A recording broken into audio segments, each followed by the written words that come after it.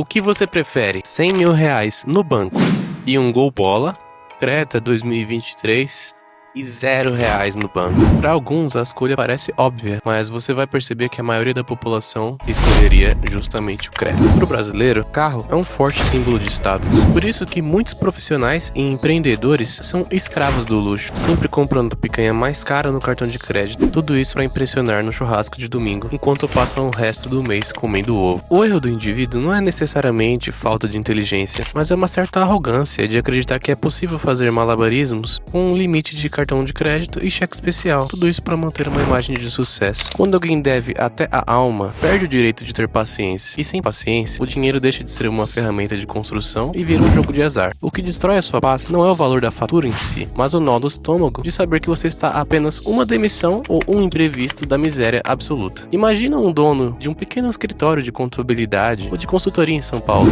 Ele atende clientes da classe média.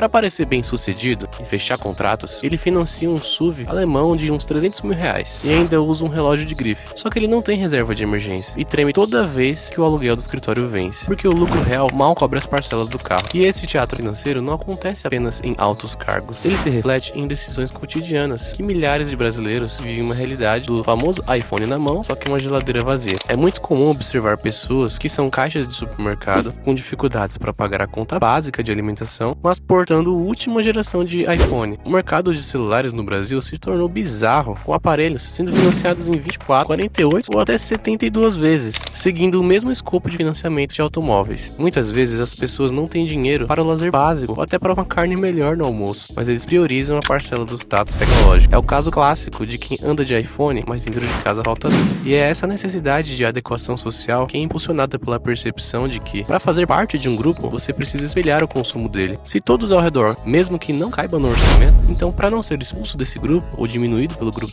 social, você acaba fazendo o mesmo. O celular, a roupa e a chave do carro, tudo isso em cima da mesa viram ferramentas de performance social. Revelou que mais de 60% dos brasileiros endividados admitem ter comprado itens apenas para parecerem mais ricos do que realmente são. E atualmente, o Brasil possui cerca de 77 milhões de pessoas endividadas, com uma dívida média superior a 6 mil reais, em um país onde o salário médio é de pouco mais de 3 mil reais. Quase 3 em cada 10 brasileiros estão negativados, e muitos deles ostentam roupas de marca e viagens financiadas, tudo isso enquanto vivem uma escravidão moderna de boletos. O sistema é desenhado para que o consumidor olhe apenas a parcela e ignore o custo total e juros brutais. Quando a pessoa não consegue pagar a fatura total, ela cai no rotativo do cartão, onde os juros podem fazer a dívida triplicar em pouco tempo. O custo real desse status não é apenas financeiro, é o tempo de vida perdido, onde cada real gasto com aparência é um real que poderia estar sendo investido para você comprar a sua liberdade futura. Vou dar um exemplo. Um casal que soma uma renda de 7 mil reais, mas assume um financiamento de casa e carro que consome 5 mil reais mensais, eles parecem prósperos para os vizinhos, mas vivem no limite, sem poder tirar férias ou trocar de emprego, porque qualquer mudança de fluxo de caixa destrói o castelo de cartas deles. Ou seja, para quebrar esse ciclo, é preciso entender a primeira grande descoberta dos verdadeiros detentores do patrimônio, e a diferença entre renda e riqueza. A riqueza real é o capital que você guarda, não o capital que você gasta. Ter uma renda alta não significa ser rico. Existem pessoas que ganham 20 mil reais por mês e têm patrimônio líquido negativo, enquanto outros ganham 5 mil e estão construindo independência. O patrimônio líquido é a única medida real de riqueza. Tudo que você tem, menos tudo que você deve. Gastar dinheiro para mostrar às pessoas quanto dinheiro você tem é, matematicamente, a forma mais rápida de ter menos dinheiro. A verdadeira riqueza é silenciosa e muitas vezes invisível. Ela se manifesta justamente na liberdade de dizer não a um chefe abusivo ou na tranquilidade de enfrentar uma crise de saúde sem desespero. Quem foca na aparência está comprando aplausos, enquanto o rico de verdade está comprando tempo. A autonomia de não ser escravo de um contra-cheque é o luxo mais caro e valioso que existe. Mas, se a lógica matemática é tão óbvia assim, por que o nosso cérebro nos trai e nos empurra para o consumo de status? A resposta disso está em mecanismos biológicos ancestrais. O cérebro humano possui um mecanismo de sobrevivência milenar que confunde status social com segurança. Em tribos ancestrais, ter baixo status significava ser o último a comer e o primeiro a ser abandonado, e isso era uma sentença de morte. Hoje, quando você vê pessoas exibindo luxo nas redes sociais, a sua amígdala, o centro de medo do cérebro, ele percebe o seu estilo de vida comum como uma ameaça à sobrevivência, disparando um alarme de deslocamento social. E para calar esse alarme e te dar ansiedade, o cérebro exige exige uma dose de dopamina,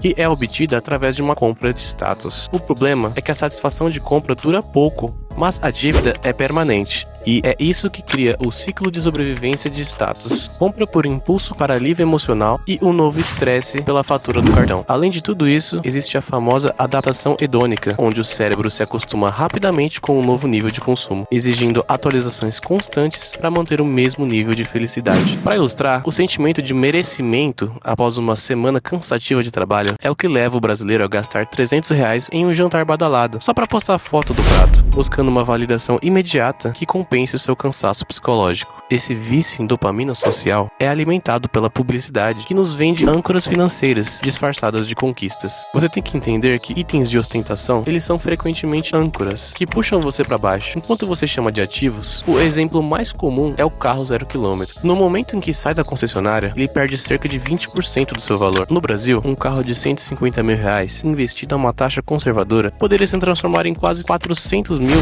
em apenas 10 anos. Mas na garagem, ele gera apenas gastos com IPVA, seguro, manutenção e combustível. O sistema de crédito no Brasil é fácil e desenhado para que as pessoas ignorem o custo total. Se uma parcela de R$1.500 cabe no mês, a pessoa acha que pode ter o bem, ignorando que comprometer 30% de sua renda por 60 meses é vender 5 anos da sua liberdade futura em troca de um objeto que desvaloriza todos os dias. Ou seja, a decisão entre comprar um SUV básico de entrada por R$140 mil, com seguro e manutenção caros, ou um sedanzinho usado e confiável de uns R$60 mil, a diferença é de 80 mil, que se investida, poderia pagar o custo de vida da pessoa por quase 2 anos no futuro. Mas a maioria escolhe o cheiro de novo e a admiração dos vizinhos. Essa armadilha se agrava com um fenômeno silencioso que devora qualquer aumento salarial que o brasileiro conquiste. A inflação do padrão de vida é o assassino silencioso das contas bancárias. Toda vez que a renda aumenta, os gastos sobem na mesma proporção, ou até mais rápido. O paladar e o conforto não retrocedem facilmente. Uma vez que você se acostuma com um restaurante mais caro ou um carro melhor, voltar atrás parece uma verdadeira derrota social. E isso mantém profissionais de alta renda vivendo de contra-cheque em contra-cheque, sem construir riqueza real, apenas mantendo uma fachada cada vez mais cara. A pessoa sobe de cargo, ganha um bônus e imediatamente troca o apartamento por um bairro mais nobre, aumenta suas assinaturas de streaming, frequenta lugares mais badalados e troca o guarda-roupa. E em poucos meses ele está tão apertado financeiramente quanto estava quando ganhava metade do salário, mas agora com boletos muito maiores. O vão entre o que você ganha e o que você gasta é a única fonte real de riqueza. E a maioria das pessoas faz de tudo para fechar esse vão o mais rápido possível. Vou explicar. Um profissional que ganha R$5 mil e vive com 4.500, quando ele é promovido para 8 mil, em vez de manter o custo de vida e investir os 3 mil extras, ele muda-se para um condomínio mais caro e financia um carro novo, passando a gastar R$8.500 por mês. O resultado final desse processo é uma vida de exaustão, onde o indivíduo trabalha apenas para sustentar um personagem que ele nem acredita mais. Viver para sustentar uma imagem cria uma exaustão invisível, o cansaço de passar a vida inteira tentando provar que você não está ficando para trás. Você troca a paz real por uma vitrine bem montada, mas infelizmente a ansiedade chega no travesseiro à noite quando as contas não fecham. Quando sua imagem passa a valer mais do que sua estrutura, você entra em um jogo onde a derrota é inevitável. É como erguer uma casa gastando todo o dinheiro na pintura da fachada, enquanto as vigas de sustentação estão rachadas. Todos admiram a beleza por fora, mas você vive com o medo constante de que o teto desabe no primeiro imprevisto. Mas o que acontece quando o sistema de crédito para de funcionar? Ou quando um imprevisto de saúde ou uma crise econômica atinge quem está no limite da ostentação? O imposto da inveja e os predadores sociais estão apenas esperando um sinal de fraqueza. Como sair desse palco antes que as luzes se apaguem e você fique sozinho com as dívidas? Essa resposta exige uma mudança radical de identidade que a maioria das pessoas não tem coragem de enfrentar. Você está pronto para ser invisível, para ser verdadeiramente livre? Vou te contar sobre um erro mais comum do brasileiro em ascensão, que é justamente cair numa armadilha chamado efeito Diderot. O efeito Diderot é a ideia de que um item novo e luxuoso torna tudo o que você já possui obsoleto.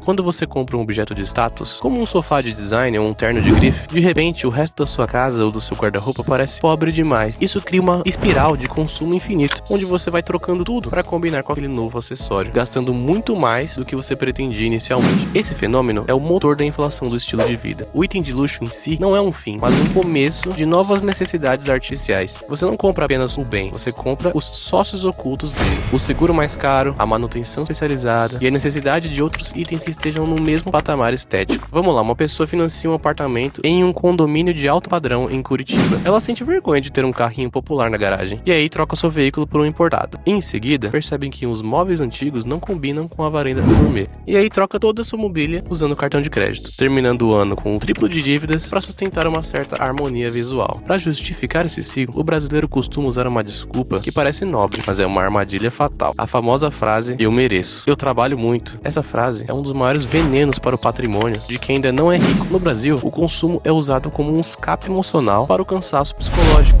A pessoa troca o suor de uma semana exaustiva por uma recompensa imediata que ela tecnicamente não pode pagar. O problema é que a satisfação dessa recompensa dura apenas algumas horas, enquanto a parcela do merecimento dura 48 meses, gerando mais estresse e a necessidade de novas compras para aliviar a ansiedade. Para sair desse teatrinho, é preciso entender a virada de chave que os verdadeiros milionários discretos já dominam. Existe uma estatística que revela que 61% dos milionários de verdade vivem abaixo de suas posses e são praticamente invisíveis na sociedade. No Brasil, a maioria das pessoas com patrimônio de acima de 1 milhão vive com menos de 10 mil reais por mês. Eles não dirigem carros do ano, nem usam roupas logotipos tampadas. A verdadeira riqueza é silenciosa, porque ela não gosta de validação externa para existir. Ela se manifesta na solidez do balanço patrimonial e não nas vitrines das redes sociais. O rico de aparência está sempre a uma demissão ou um imprevisto do colapso total, porque o custo de vida é igual ou superior à sua renda. Já o milionário invisível usa a modéstia como ferramenta estratégica. Ao parecer ter menos, ele ganha poder de barganha em negociações. A liberdade financeira, então, não é sobre o quanto você ganha, mas sobre a distância entre o que você ganha e o que você mantém. E é justamente nesse momento, o momento que um brasileiro decide não trocar o carro, mesmo tendo dinheiro na conta, é o momento que ele consegue ter uma virada de chave. E compreendida essa virada, como a gente aplica isso de forma prática na realidade brasileira, pra gente ir saindo desse ciclo? Existe uma regra de ouro para você começar a guardar dinheiro, que é a regra do se pagar primeiro. Antes de pagar qualquer boleto, assim que o salário ou o lucro entra na conta, separe de 5 a 10% para o seu eu do futuro e trate esse valor como uma conta obrigatória, com a mesma seriedade de um aluguel. Comece mesmo que seja 10 ou 50 reais. O objetivo inicial não é o valor, mas a criação do hábito de não gastar tudo que você recebe e mantenha os custos fixos baixos. E isso permite que sua taxa de aporte nos investimentos seja agressiva. Entenda que o luxo mais caro que existe no Brasil não é um relógio de 60 mil reais, mas a capacidade de viver uma vida tranquila, sem dívidas e sem provar nada pra ninguém. A verdadeira riqueza é silenciosa e se traduz na liberdade de tempo. Poder acordar numa terça-feira comum e decidir o que fazer com suas próximas 24 horas, sem o cabresto de uma parcela ou medo de uma demissão, você está pronto para começar a parar de encenar o sucesso e começar a finalmente possuí-lo de verdade. Gostou do vídeo? Dá um like, se inscreve, tamo junto!